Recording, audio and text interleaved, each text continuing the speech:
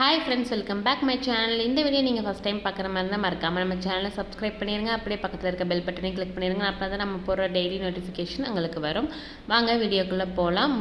மீனா முத்துக்கு ஒரு கார் வாங்கி கொடுத்தது எல்லாத்துக்கும் ஒரு ஆச்சரியமாகவே தான் இருந்தது. அதாவது ரோகிணி மாமியாருக்கு ரொம்பவே ஷாக்காக இருந்தது. அதுக்காக மாமியார் ரோகிணி கிட்ட போய் சொல்கிறாங்க, இங்கே பாரு, மீனா முத்துக்கு ஒரு பெரிய காரே வாங்கி கொடுத்துருக்கா. அதாவது பூக்கடை வச்சு அவள் இது பண்ணியிருக்கா. உங்கள் அப்பா ஃபாரினில் இருக்காங்க, மலேசியாவில் இருக்காங்க. நீ நினச்சா மனோஜுக்கு என்ன வேணால் பண்ணலாம், ஆனால் நீ அவனுக்கு எதுவுமே பண்ண மாட்டேங்கிற அப்படிங்கிற மாதிரி சொல்கிறாங்க. அதுக்கு ரோகிணி அதுக்கு நான் என்ன ஆன்ட்டி பண்ண முடியும், அவர் தான் ஒரு வேலைக்கு போக மாட்டேங்கிறாரு அப்படி இப்படிங்கிறாங்க. அதுக்கு மீனாவோட மாமியார் சொல்கிறாங்க, அதெல்லாம் தெரியாது, நீ நினச்சா பண்ணலாம், அதனால் நீ கண்டிப்பாக பண்ணு அப்படின்னு சொல்லிட்டு போகிறாங்க. ரோகிணிக்கு ஒரே சந்தேகம், மீனா நிஜமாவே 2 லட்ச ரூபாய்க்கு பூ கட்டியிருப்பாளா இல்லை கடன் வாங்கி பண்ணியிருப்பாளா அப்படின்னு தெரிஞ்சுக்கலாம் அப்படிங்கிறதுக்காக மீனா கிட்ட போய் பேசுகிறாங்க. ரோகிணி மீனா கிட்ட என்ன சொல்கிறாங்க, நிஜமாவே நீங்கள் பூ கட்டி 2 லட்ச ரூபா உங்களுக்கு வந்துச்சா, 500 மாலை தானே கட்டினீங்க, நீங்கள் என்ன பெரிய ஃபங்க்ஷனுக்காக கட்டினீங்க அப்படி இப்படின்னு கேட்குறாங்க. அதை ஸ்ருதி வெளியவே நின்று கேட்டுட்ருக்காங்க. மீனாவும் ரோகிணி என்ன பேசுகிறாங்கன்னு சொல்லிட்டு மீனா ஆமாம், நான் பூ கட்டி இதில் தான் நான் செஞ்சேன் அப்படின்னு சொல்கிறாங்க. ரோகிணி முத்து தான் உங்களை திட்டுறாங்க, உங்களுக்குள்ள அதிகமாக சண்டை வருது, நீங்கள் எதுக்கு முத்துக்காக இந்த மாதிரிலாம் பண்ணுறீங்க, நிஜமாவே இது பண்ணீங்களா, கடன் வாங்கினீங்களா வெளியே அப்படிங்கிற மாதிரி கேட்குறாங்க. நான் எதுக்குங்க கடன் வாங்கணும், அவர் தான் இந்த ஆர்டரை பிடிச்சி கொடுத்தாரு, அவர் தான் எனக்கு பூக்கடையே வச்சு கொடுத்தாரு, எனக்கும் அவருக்கு சின்ன சின்ன சண்டைகள் அப்பப்போ வரும், இருந்தாலும் அவர் எனக்காக விட்டு கொடுக்காம எல்லாம் பண்ணுவார், எனக்கு அவர் ஆட்டோ ஓட்டுறது எனக்கு இஷ்டம் இல்லை, அதனால் அவருக்காக நான் சொந்த கார் வாங்கி கொடுத்தேன் அப்படிங்கிற மாதிரி சொல்கிறாங்க.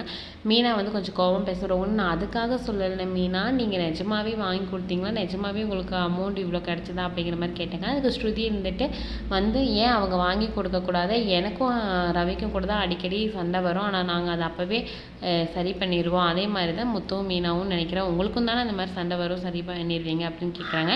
ரோகிணி ஸ்ருதிக்கிட்ட என்ன பேசுகிறேன்னு தெரியாமல், ஆமாம்மா நான் சும்மா தான் எதார்த்தமாக கேட்டேன், கங்க்ராச்சுலேஷன் மீனா அப்படின்னு சொல்லிட்டு நல்ல பெருமையாக பேசுகிற மாதிரி பேசிட்டு ரோகிணி அந்த இடத்த விட்டு போயிடுறாங்க. ஸ்ருதியும் நீங்கள் நல்லது பண்ணியிருக்கீங்க அப்படின்னு சொல்லிட்டு மீனாவை சொல்கிறாங்க. அதுக்கப்புறம் அவங்க மீனா ஸ்ருதி வீட்டில் இருந்து ஸ்ருதியோட அம்மா வராங்க. மீனாவோட மாமியார்கிட்ட சொல்கிறாங்க, இந்த மாதிரி தாலி பிரித்து கோக்குற ஃபங்க்ஷன் வைக்கலான்ட்டு இருக்கேன், கல்யாணம் தான் சரியாக நடக்கலை, ஸோ இந்த தாலிக்கு பிரித்து கோக்குற ஃபங்க்ஷன் ஆச்சு பெரிய கிராண்டாக பண்ணணும், ஒரு மண்டபம் பிடிக்கணும் அப்படிங்கிற மாதிரி சொல்கிறாங்க. அதுக்கு மீனாவோட மாமியார் ஆமாம்மா ரோகிணிக்கும் தான் பண்ணவே இல்லை, ரொம்ப நாள் ஆச்சு கல்யாணம், பண்ணிடலாம் அப்படிங்கிற மாதிரி சொல்கிறாங்க. ஸ்ருதியோட அம்மா 2 பேர்த்துக்கும் ஒரே மண்டபத்திலே பண்ணிடலாங்க, பெருசாகவே பண்ணிடலாம், நானே மண்டபம் பார்த்துக்கிறேன் அப்படிங்கிற மாதிரி சொல்லிடுறாங்க. ரோகிணிக்கு இதே ஷாக் ஆகிடுச்சு, ஐயோ திரும்பி இந்த பிரச்சனை வேறு வந்துருச்சு அப்படிங்கிற மாதிரி ரோகிணி நினைக்கிறாங்க. ரோகிணி சொல்கிறாங்க, இப்போ எதுக்கு இந்த ஃபங்க்ஷன், இதெல்லாம் மெதுவாக பார்த்துக்கலாம் அப்படிங்கிறாங்க. ஆனால் அவங்க மாமியார் அதெல்லாம் முடியாது, இப்போ தான் பண்ணியே ஆகணும் அப்படிங்கிற மாதிரி சொல்கிறாங்க. ஸ்ருதி அம்மா கண்டிப்பாக பண்ணிடலாங்க, பெரிய ஃபங்க்ஷனாக பண்ணிடலாம், நான் மண்டபம் பார்த்துக்கிறேன், ஸ்ருதி அப்பாகிட்ட நான் எல்லாம் பேசிக்கிறேன் அப்படின்ட்டு போகிறாங்க. இவங்களும் நான் ரவியோட அப்பாகிட்ட எல்லாம் பேசிக்கிறேன்னு சொல்லிடுறாங்க. ரோகிணி கிட்ட உங்கள் அப்பாவை வர சொல்லிடு ரோகிணி அப்படிங்கிற மாதிரி சொல்கிறாங்க. அப்பாவியா ஆண்டி, அப்பா ரொம்ப பிஸியாக இருப்பாருண்டா, ஏன் உங்கள் அப்பாவுக்கு எப்பவுமே வேலை தான் முக்கியமாக, பொண்ணுக்காக 2 நாள் வரமாட்டாரா, இந்த டைமெல்லாம் மற்ற டைம் மாதிரியெல்லாம் எந்த காரணம் சொல்லக்கூடாது, கண்டிப்பாக உங்கள் அப்பா வந்தே ஆகணும் அப்படிங்கிற மாதிரி சொல்கிறாங்க ரோகிணி கிட்ட. இல்லை ஆண்டி அது இல்லை அப்படிங்கிறாங்க. அந்த இதெல்லாம் சாக்கெல்லாம் சொல்லக்கூடாது, வேற ஒரு மாமியாராக இருந்தால் இவ்வளோ நேரம் வராதுக்கு வேறு ஏதாச்சும் பேசிப்பாங்க, நான் இவ்வளோ நாள் பொறுமையாக இருந்துட்டேன், நீ இனியும் உங்கள் அப்பா வராட்டி அவ்வளோதான், நடக்கிறதே வேறு அப்படிங்கிற மாதிரி பேசிடுறாங்க. ரோகிணி ரொம்பவே பயந்துட்டு போயிடுறாங்க. அதுக்கப்புறம் அவங்க ஃப்ரெண்டுகிட்ட போய் சொல்கிறாங்க, இந்த மாதிரி தாலி பிரித்து கோக்குற ஃபங்க்ஷன் வேறு வைக்கிறாங்களா, எங்கள் அப்பா வரணுமா அப்படிங்கிற மாதிரி சொல்கிறாங்க.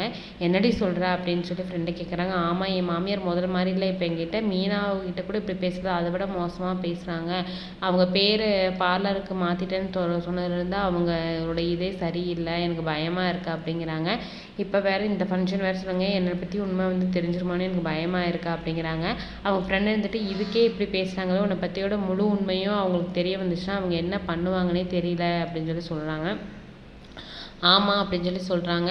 முத்து மீனா வேற நல்லா சம்பாரிச்சு எல்லாம் பண்ணிகிட்ருக்காங்க, அதனால் எனக்கு போட்டிக்காகவே அவங்க இருக்காங்க. ஸ்ருதியோட அம்மாவும் ரொம்ப ரிச்சாக இருக்கனால அவங்க பண்ணுறது எல்லாமே என் மாமியார் என்கிட்ட எதிர்பார்க்குறாங்க அப்படின்னு சொல்கிறான். மனோஜ் வேலை இல்லாமல் சப்போர்ட்டிவ் இல்லாமல் இருக்காங்கன்னு சொல்கிறாங்க.